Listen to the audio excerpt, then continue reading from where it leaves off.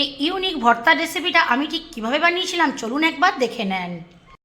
Hello বন্ধুরা, welcome back to my YouTube channel.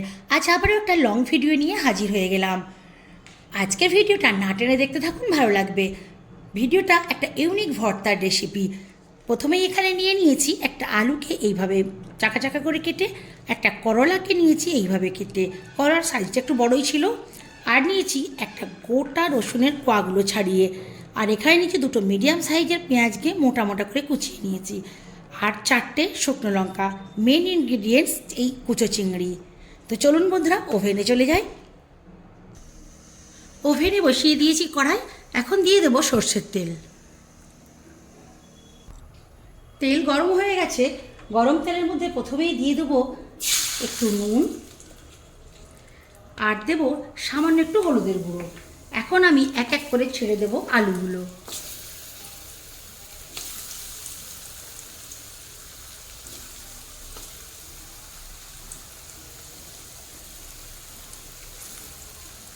সঙ্গে দিয়ে দেবো করলা।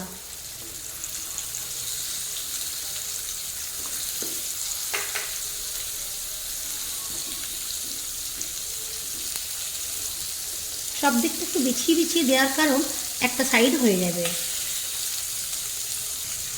এখন মিডিয়াম টু লো ফ্লেমে ঢাকা দিয়ে আমি উল্টে পাল্টে ভেজে নেব। এখন আমি ঢাকাটা খুলে নেব। ঢাকাটা খুলে নিয়ে এটাকে উল্টে পাল্টিয়ে দেবো।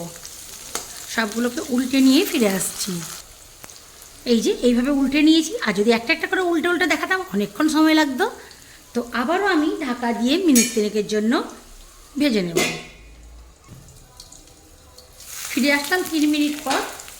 এখন আমি ফ্লেমটাকে হাই করে দেবো, আর উল্টে পাল্টে একটু ভালো করে ভেজে নেব।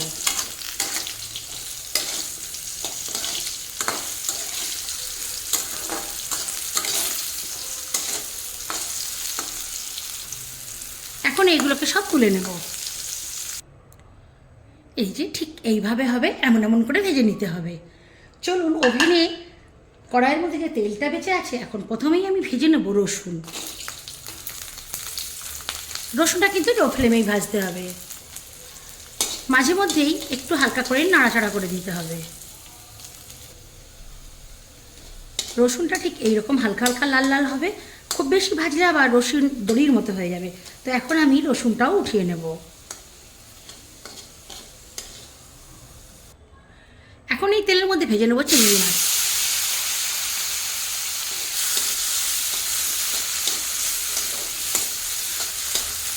লো ফ্লেমেই রেখে ভেজে নিতে হবে। চিংড়ি মাছ ভেজে কমপ্লিট হয়ে গেছে, চিংড়ি মাছগুলোও উঠিয়ে নেব। একই কড়াই আবার পরিষ্কার করে নিয়ে চলে এসেছি। এখন কড়াই দিয়ে দেবো আবারও একটু সর্ষের তেল।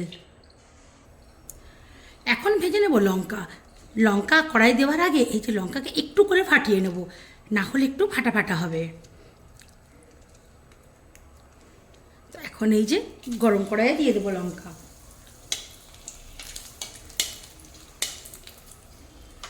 লঙ্কা দেওয়ার সঙ্গে সঙ্গেই দেখুন ভাজা হয়ে গেছে।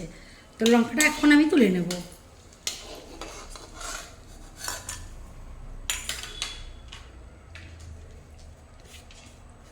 একই কড়াইয়ে দিয়ে দেবো কোচানো পেঁয়াজ। পেঁয়াজকে এখন উল্টে পাল্টে ভালো করে ভেজে নিতে হবে। তো পেঁয়াজ খুব মুচমুচে ভাজা যাবে না, যেহেতু ভর্তা বানাবো। এটা ধরুন 60 থেকে 70% মতো ভাজবো। পেঁয়াজটা ঠিক যখন এমন ভাজা হয়ে যাবে তখন ওভেনটা অফ করে দিতে হবে। এখন পেঁয়াজটাকে উঠিয়ে নেব।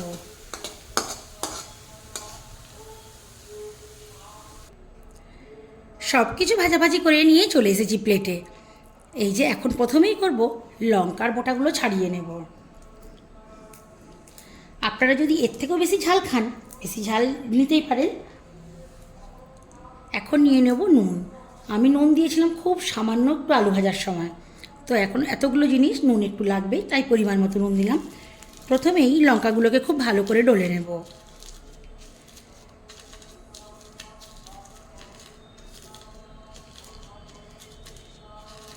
আমি কিন্তু চিংড়ি মাছের কিছু খোলা রেখেছি, আপনারা চাইলে খোলাটা নাও রাখতে পারেন।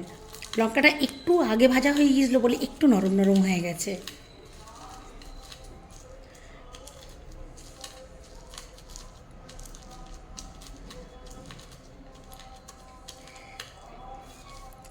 এবার রসুনটাকে চটকিয়ে নেব।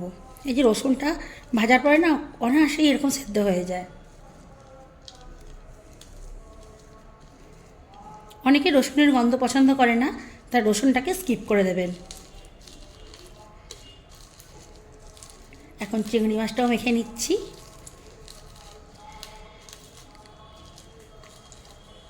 চিংড়ি মাছটা একটু মুচমুচে হয়েছে, মানে আপনারা যেমন খাবেন সেই অনুযায়ী ভাজা করে নেবেন। তো চিংড়ি মাছগুলো খুব বেশি আমি একদম মেখে মেখে দেবো না, একটা দুটো একটু গোটা গোটা রাখবো। তো এগুলো রাখার একটাই কারণ, গালে পড়লে খেতে বেশ ভালো লাগবে আর দেখতেও ভালো লাগবে চিংড়ি মাছ। চলুন এখন উচ্ছেটা মেখে ফেলি। উচ্ছের সঙ্গে আলুটাও চটকে নেব।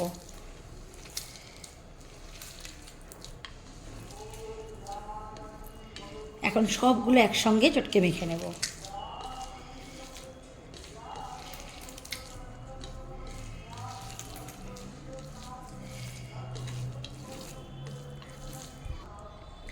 আমরা যতই তেল দিয়ে ভাজি না কেন, ভর্তা মানে একটু তেলের ব্যাপার আছে, তো আমি এতে অল্প একটু সরষের তেল দিয়ে দেবো।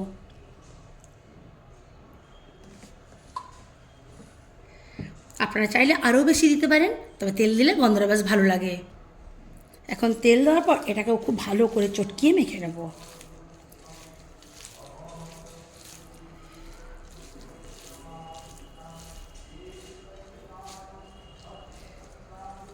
তো বন্ধুরা দেখতেই পেলেন আমি কিভাবে বানালাম ভর্তা। তো বন্ধুরা এই ছিল আমার আজকে উচ্ছে চিংড়ি মাছ আলুর ভর্তা রেসিপি। কেমন লাগলো আপনাদের অবশ্যই কিন্তু কমেন্ট করে জানাবেন।